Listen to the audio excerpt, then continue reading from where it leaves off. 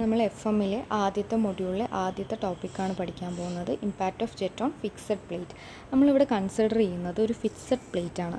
അപ്പോൾ ആ പ്ലേറ്റ് ഒന്നില്ലെങ്കിൽ ഒരു വെർട്ടിക്കൽ പ്ലേറ്റ് ആവാം, അല്ലെങ്കിൽ ഒരു ഇൻക്ലൈൻഡ് പ്ലേറ്റ് ആവാം, അല്ലെങ്കിൽ ഒരു കർവ്ഡ് പ്ലേറ്റ് ആവാം. അപ്പോൾ ഈ പ്ലേറ്റ്സിൽ ജെറ്റ് ഉണ്ടാക്കുന്ന ഇമ്പാക്റ്റാണ് കണ്ടുപിടിക്കേണ്ടത്. അപ്പോൾ ഞാനിവിടെ ഒരു ജെറ്റ് കൺസിഡർ ചെയ്തിട്ടുണ്ട്, ഒരു വെർട്ടിക്കൽ ഫിക്സഡ് പ്ലേറ്റ് കൺസിഡർ ചെയ്തിട്ടുണ്ട്.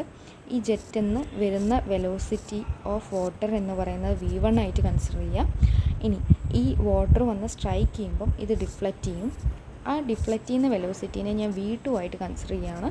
ഇത് 90 ഡിഗ്രിയിലായിരിക്കും ഡിഫ്ലക്റ്റ് ചെയ്യുന്നത് അല്ലേ, കാരണം എന്താ, ഒരു വെർട്ടിക്കൽ പ്ലേറ്റ് ആണ്. അപ്പോൾ 90 ഡിഗ്രിയിലാണ് deflect ചെയ്യുന്നുണ്ടാവുക.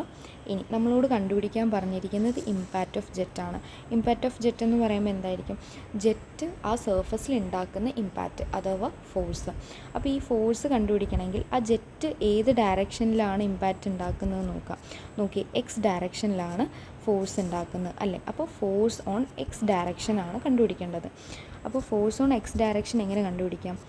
Force on X direction എന്ന് പറയുന്നത് rate of change of momentum അല്ലേ, അതായത് എക്സ് ഡയറക്ഷനിൽ ഉണ്ടാവുന്ന ചേഞ്ച് ഓഫ് മൊമെൻറ്റം അല്ലേ, അതാണ് ഇമ്പാക്റ്റ് ക്രിയേറ്റ് ചെയ്യുന്നത് അല്ലേ.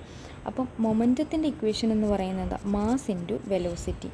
ചേഞ്ച് ഓഫ് മൊമെൻറ്റത്തിൻ്റെ ഇക്വേഷൻ എന്താ, initial momentum minus final momentum അല്ലേ.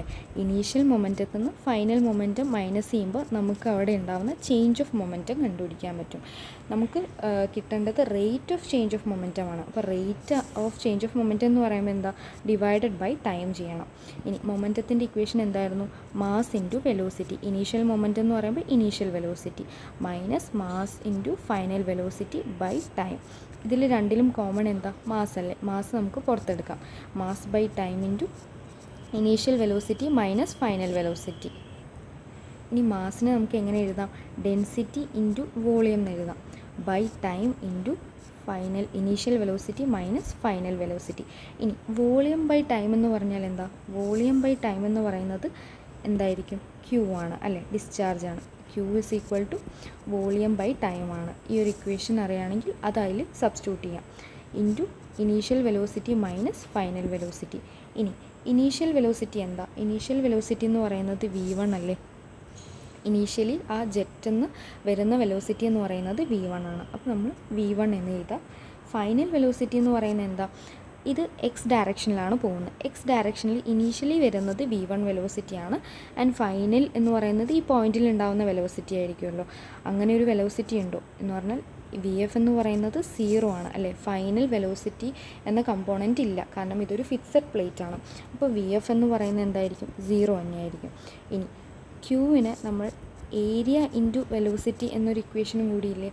ഏരിയ എന്ന് പറയുമ്പോൾ ഇവിടെ എന്തായിരിക്കും, area of jet. And velocity എന്ന് പറയുന്നത് ജെറ്റ് ഇജക്റ്റ് ചെയ്യുന്ന വാട്ടറിൻ്റെ വെലോസിറ്റി, അതെന്ന് പറയുന്നത് എന്താ, V1. അപ്പോൾ നമുക്ക് Qവിനെ എങ്ങനെ എഴുതാം, ഏരിയ ഇൻറ്റു V1 ഇൻറ്റു ഇവിടെ ഓൾറെഡി നമുക്ക് ഒരു V1 ഉണ്ട്. അപ്പോൾ ഇതൊന്ന് റീഅറേഞ്ച് ചെയ്ത് എഴുതുവാണെങ്കിൽ എങ്ങനെ എഴുതാം, rho into area into V1 square. ഇതാണ് ഇമ്പാക്റ്റ് ഓഫ് ജെറ്റ് ഓൺ